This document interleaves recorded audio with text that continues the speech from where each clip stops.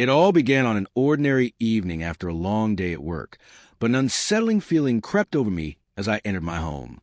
My wife, Lissa, with whom I had built a life over the past 5 years, seemed to be acting out of character. There was a noticeable distance between us, a tension that lingered in the air, something I had never encountered in our relationship before.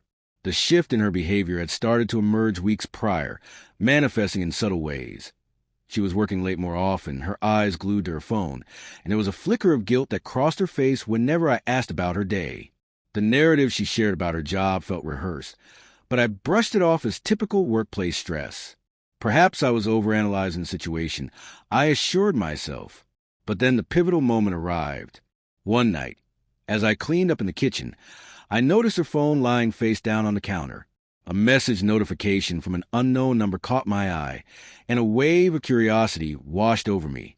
I picked up her phone and unlocked it, my heart pounding in my chest. The text read, "Can't wait to see you tonight at 9 p.m. at our usual spot. I'll be there early to set things up." The words hit me like a punch in the gut. At that moment, a storm of emotion surged within me, but I tried to keep myself composed.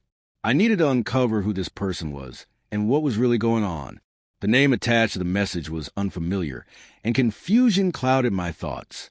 I knew I had to act quickly to discover the truth. The following day, I wore a mask of normalcy, concealing my suspicions deep within. As the hours dragged on, my mind was a whirlwind of conflicting thoughts.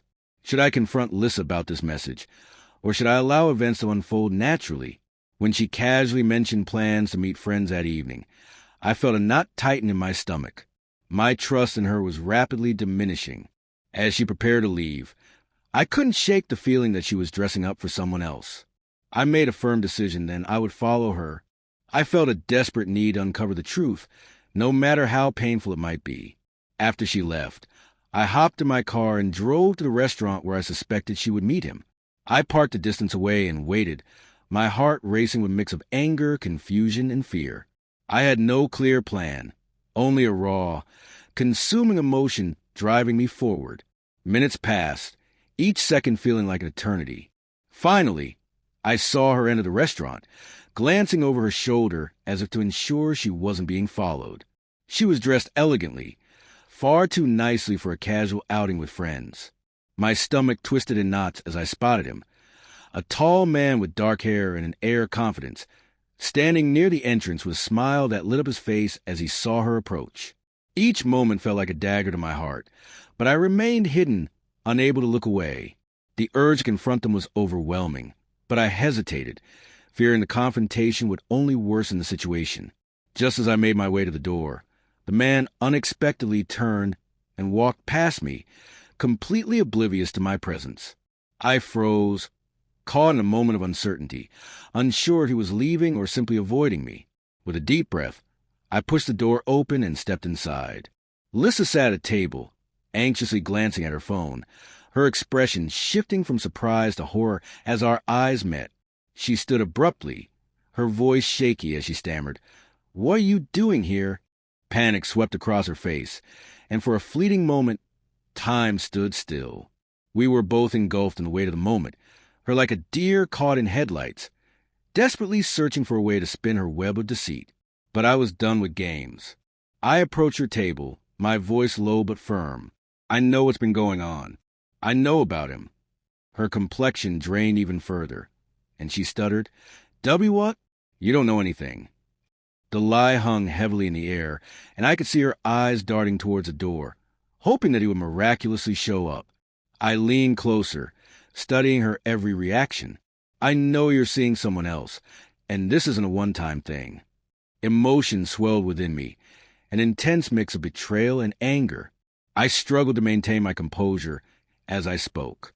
"You thought you could keep this hidden, but now you have to face me." As feelings surged, she implored, "I'm sorry. Just let me explain." Reaching out to touch my arm, I instinctively pulled away, unwilling to let her manipulate me again. "I don't want an explanation," I said coldly, my heart hardened. "I just want the truth." In that moment, her facade crumbled. She confessed everything. The affair that had begun innocently but spiraled into a full-blown betrayal. The torrent of lies she had woven to cover her tracks spilled out, and as I absorbed the enormity of her confession, I felt as though the ground had been ripped from beneath me. I had loved her, trusted her implicitly, and now I stood face to face with her treachery. Inside, a tumult of emotions raged. Part of me wanted to scream, to lash out, to make her feel the hurt she had caused me. Yet, another part, the part that still cared for her, wanted to walk away and never look back. I turned to leave, but she gripped my arm tightly, tears streaming down her face as she begged, "Please don't leave me. I'm so sorry. I never meant for this to happen." Her sorrowful pleas fell on deaf ears, and I felt no compassion for her. "You made your choice," I replied with determination. "Now I must make mine." I walked out of the restaurant, the door swinging shut behind me with a weighty finality that echoed in my chest. I had no idea what lay ahead, only that everything had irrevocably changed. That night, my phone buzzed incessantly with calls and messages from Lissa, each one filled with desperate pleas for forgiveness. I chose not to answer. The truth was, I didn't know if I would ever be able to forgive her. The betrayal cut deep, leaving scars that would take time to heal. But one thing was clear. I was done being the fool. No one would ever wield that kind of power over me again.